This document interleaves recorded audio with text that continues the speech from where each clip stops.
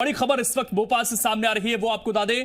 पौध खरीदी के घपले के बाद उद्यानिकी विभाग में एक और घोटाला सामने आया है।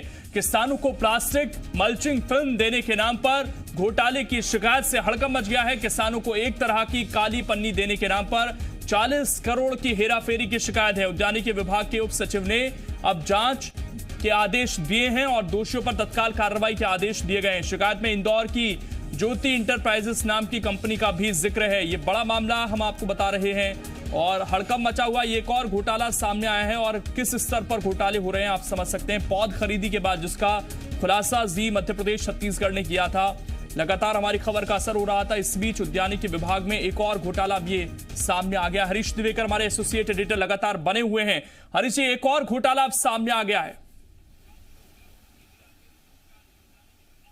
लोगों ने उद्यान की विभाग का नाम दरअसल भ्रष्टाचार विभाग कर देना। जिस तरह घोटाले सामने आ रहे लगातार, अभी ये जो फिल्म मल्चिंग का प्लास्टिक मल्चिंग फिल्म का जो मामला सामने आया है, दरअसल इसकी शिकायत होते ही विभाग पूरा हड़कंप हो गया और विभाग के अधिकारी सक्रिय हो गए। ऐसा कभी नहीं हुआ कि शिकायत के बाद इतनी जल्दी पत्र लिखा जाए और जांच के लिए कहा जाए। ये तभी होता है जब शिकायत में गंभीरता हो, तथ्यों के साथ शिकायत की गई, उसमें एक एक तथ्य प्रमाण दिए गए।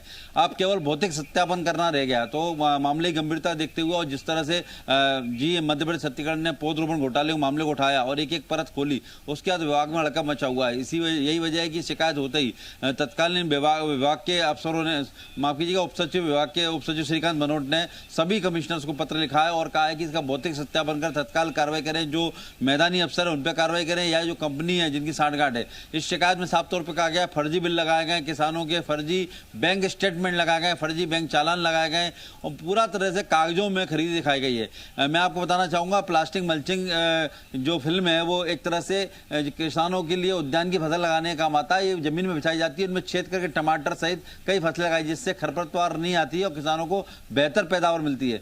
इस पन्नी को बांटने, ब्लैक कलर की पन्नी बांटने के नाम पर प्लास्टिक की 40 करोड़ का घोटाला किया गया। ना कोई खरीदी हुई, ना कहीं किसानों को दिया गया। किसानों को मिलने वाला अनुदान राशि जो है उसका घोटाला किया गया। सीधे तौर पर किसानों के फर्जी बैंक स्टेटमेंट लगा के पूरा पैसा हड़प लिया गया है। और लगातार जिस तरह घोटाले सामने हो रहे हैं उससे पूरा हड़कंप मचा हुआ है। चुनाव से पहले वापस से सरकार के सामने एक नई चुनौती खड़ी हो गई है। हरी जी, ये किस दौरान का घोटाला है? क्योंकि अक्सर हम देखते हैं कि जब कोई घोटाला खुलता है तो पुरानी सरकार और नई सरकार पर आरोप लगने शुरू हो जाते हैं। ये घोटाला किस समय का है, कुछ साफ हो पाया क्या अभी तक?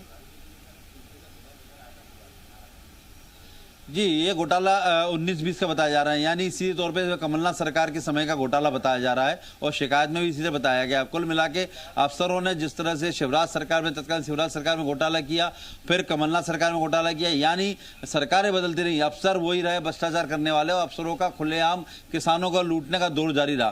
किसानों को जो केंद्र सरकार से अनुदान मिलता है वो अनुदान की राशि हड़पने का पूरा खेल उद्यान की विभाग में चल रहा है। और इसके पहले यंत्रीकरण घोटाले का मामला भी सामने आया था, जी मध्य प्रदेश छत्तीसगढ़ ने प्रमुखता से दिखाया था। उसमें जांच बैठ गई है, लोकायुक्त ईओडब्ल्यू जांच कर रहा है। किसानों के नाम पे करोड़ रुपए का अनुदान भारत सरकार देती है।